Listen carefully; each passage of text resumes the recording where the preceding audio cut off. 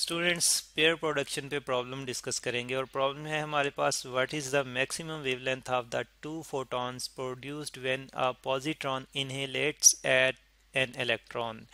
The rest mass energy of each is 0.51 mega electron volt. यानी कि बात कुछ इस तरह से है कि हमें कहा गया है कि अगर एक पॉजिट्रॉन जो कि एंटी इलेक्ट्रॉन है एक इलेक्ट्रॉन के साथ मिलकर इनहेलेट करता है, यानी कि अपने आप को ख़त्म करते हैं, दोनों मैटर और एंटी मैटर यानी कि इलेक्ट्रॉन और एंटी इलेक्ट्रॉन जब आपस में मिलते हैं तो मैटर ख़त्म हो जाता है और एनर्जी में कन्वर्ट हो जाता है। तो जो एनर्जी है यानी कि जो फोटॉन्स जो प्रोड्यूस हुए हैं और दोनों के इनहेलेट करने से पॉजिट्रॉन इलेक्ट्रॉन के मिलने से और इनके एनर्जी में कन्वर्ट होने से दो फोटॉन्स जनरेट होते हैं। और कहा गया है कि उन दोनों फोटॉन्स की जो है वो मैक्सिमम वेवलेंथ क्या होगी, यानी कि हर एक फोटॉन की हमने वेवलेंथ फाइंड आउट कर ली है तो हमें जो है मैक्सिमम वेवलेंथ का अंदाज़ा हो जाएगा। और जो इलेक्ट्रॉन और पॉजिट्रॉन की रेस्ट मैस एनर्जी हमें बताई गई है वो 0.51 मेगा इलेक्ट्रॉन वोल्ट हमें बताई गई है। तो डाटा जो हमें दिया गया है वो नोट डाउन कर लेते हैं यहाँ पे। तो डाटा जो है जिसको मैं यहाँ पे रिप्रेजेंट करूँगा एम नॉट सी से, एम नॉट सी जो कि रेस्ट मैस एनर्जी है, sorry m naught c square से रिप्रेजेंट करेंगे हम रेस्ट मैस एनर्जी को। और ये हमें दी गई है 0.51 मेगा इलेक्ट्रॉन वोल्ट। अब ये मेगा इलेक्ट्रॉन यानी कि ये इलेक्ट्रॉन वोल्ट में है और मेगा यहाँ पे प्रीफिक्स है, तो दोनों की कन्वर्जन करेंगे स्टूडेंट्स और हमारे पास जो है rest mass energy m naught c square जो है ये आ जाएगी 0.51 और मेगा जो कि प्रीफिक्स है और 10 रेज टू पावर 6 को रिप्रेजेंट करता है तो इसको 10 रेज टू पावर 6 में कन्वर्ट कर देंगे, लिख देंगे। और इलेक्ट्रॉन वोल्ट जो है ये हम जानते हैं कि एक इलेक्ट्रॉन वोल्ट जो है ये बराबर होता है 1.6 into 10 raise to power minus 19 joule के, यानी कि हम अगर जॉल में जाना चाहते हैं तो साथ में 1.6 into 10 raise to power minus 19 से मल्टीप्लाई भी करेंगे। तो चलें यहाँ पे मल्टीप्लाई कर लेते हैं 1.6 into 10 raise to power minus 19 से, तो हम हमारे यूनिट जो हैं वो जॉल के आ जाएंगे। तो अब स्टूडेंट्स अगर इसको सॉल्व कर लें, इसको पहले ही सॉल्व कर लें हम, तो हमारे पास रेस्ट मैस एनर्जी जो आ जाएगी एम नॉट सी स्केयर से जिसको हम रिप्रेजेंट कर रहे हैं ये आ जाएगी 8.16 और multiplied by 10 raise to power minus 14 joule. ठीक है जी, ये हमारे पास एनर्जी आ जाएगी। तो हमने फाइंड आउट करनी है वेवलेंथ जिसको मैं लेमडा मैक्सिमम से रिप्रेजेंट कर देता हूँ, लेमडा मैक्सिमम ये हमने फाइंड आउट करनी है हर एक फोटॉन के लिए। ठीक है जी। तो स्टूडेंट्स यहाँ पे फिर हम जो है वो अगर सॉल्व करें तो हम जानते हैं कि अगर पेयर प्रोडक्शन के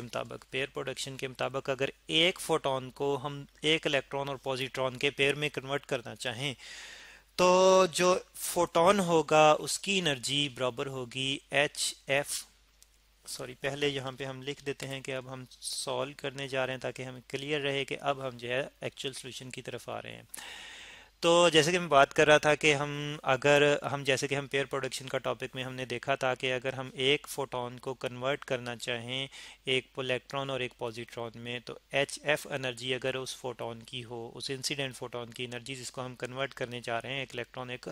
पॉजिट्रॉन में, तो ये बराबर होगी जो इलेक्ट्रॉन पॉजिट्रॉन प्रोड्यूस हुए हैं उनकी रेस्ट मैस एनर्जी के डबल के, क्योंकि दो पार्टिकल जो हैं वो सेम रेस्ट मैस एनर्जी के प्रोड्यूस हो रहे हैं।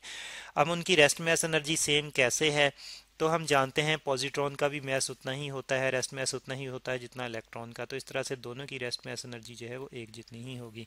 और इसलिए रेस्ट मैस एनर्जी दोनों के लिए डबल आएगी, यानी कि दोनों की कंबाइन आएगी तो 2 से मल्टीप्लाई करेंगे और साथ में प्लस जो है वो उनकी काइनेटिक एनर्जी भी जो है प्रोड्यूस होगी, यानी कि वो प्रोड्यूस होने के बाद जनरेट होने के बाद इस फोटोन से जनरेट होने के बाद वो मूव भी करेंगे। कुछ एनर्जी फोटोन की यूज़ हो गई, यूटिलाइज हो गई उनको जनरेट करवाने में, उनको पैदा करने में,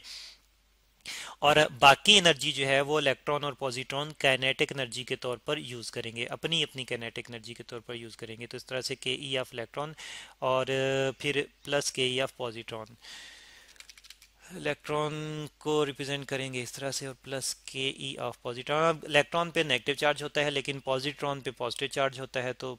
पॉजिट्रॉन को हम यहाँ पे पॉजिटिव चार्ज से रिप्रेजेंट करेंगे। तो ये हमने इक्वेशन पढ़ी थी पेयर प्रोडक्शन में और स्टूडेंट्स, लेकिन हम जानते हैं कि यहाँ पे बात की जा रही है उलट, यानी कि इलेक्ट्रॉन और पॉजिट्रॉन को कन्वर्ट किया जा रहा है वापस फोटोन में। और फिर हम ये भी जानते हैं कि जब इनको वापस कन्वर्ट किया जाता है मैटर को एनर्जी में, इन पेयर्स को, तो दो फोटोन जनरेट होते हैं, एक फोटोन नहीं बल्कि दो फोटोन जनरेट होते हैं। तो इस तरह से फिर ये भी हम देखते हैं कि हमने जो है वो रेस्ट से उनको जो है वो कन्वर्ट करना है, यानी कि हम उनको मूव नहीं करवा रहे, बल्कि जस्ट वो एक दूसरे के करीब पड़े हैं और एक दूसरे के करीब पड़े हैं, तो उनकी जो उनकी रेस्ट मैस एनर्जी है वो फोटोन में कन्वर्ट हो जाती है। यानी कि वो मूव नहीं कर रहे, तो उनकी उनकी इनिशियल काइनेटिक एनर्जी जो है, इनिशियली उनकी काइनेटिक एनर्जी ज़ीरो है, इलेक्ट्रॉन के लिए भी और पॉजिट्रॉन के लिए भी। तो ये क्वांटिटी ज़ीरो हो जाएंगी, तो एच एफ जो है वो आ जाएगी 2m0 c² के। अब हम बात कर रहे हैं कि यहाँ पे हमने एक एक जो है वो पेयर नहीं बल्कि दो फोटोन के पेयर जनरेट करवाने हैं। तो इसका मतलब ये है कि यहाँ पे फिर हमारे पास आ जाएगा H F plus H F, ठीक है जी, is equal to 2m0 c² के। तो ये हमारे पास हो जाएगा 2HF is equal to 2m0 c² के। तो 2 से हम देख रहे हैं कि कैंसिल आउट हो रहा है, तो फिर हमारे पास आ जाएगा HF is equal to m0 c² के। तो इस तरह से रेस्ट मैस एनर्जी को यूज़ करते हुए हम जो है वो फाइंड आउट कर सकते हैं फ्रीक्वेंसी, जबकि H जो है ये प्लांक्स कांस्टेंट है, लेकिन हमने फ्रीक्वेंसी नहीं, हमने वेवलेंथ फाइंड आउट करनी है उन फोटॉन्स की जो जनरेट हुए हैं इलेक्ट्रॉन और पॉजिट्रॉन के मिलने से। तो हम जानते हैं कि फ्रीक्वेंसी रिलेटेड है वेवलेंथ से c/λ से, और अगर हम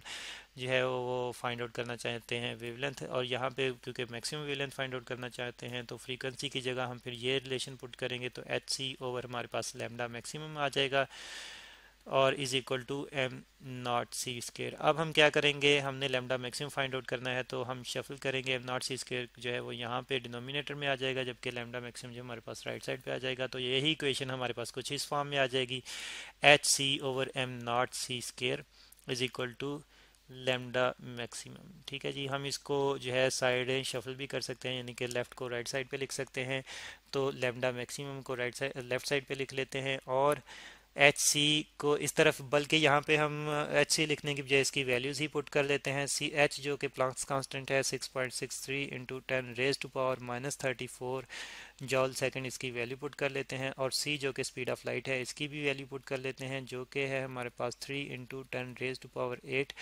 मीटर पर सेकंड। और m0 c² जो कि हमने रेस्ट मैस एनर्जी जो कि हमने फाइंड आउट की थी वो क्या थी, जॉल में कन्वर्ट की थी, एक्चुअली हमें गिवन थी इलेक्ट्रॉन वोल्ट में, हमने जॉल में कन्वर्ट की थी, और 8.16 इंटू 10⁻14 जॉल थी।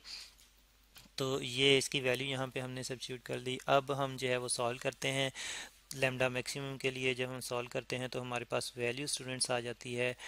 2.44 इंटू 10⁻12 मीटर।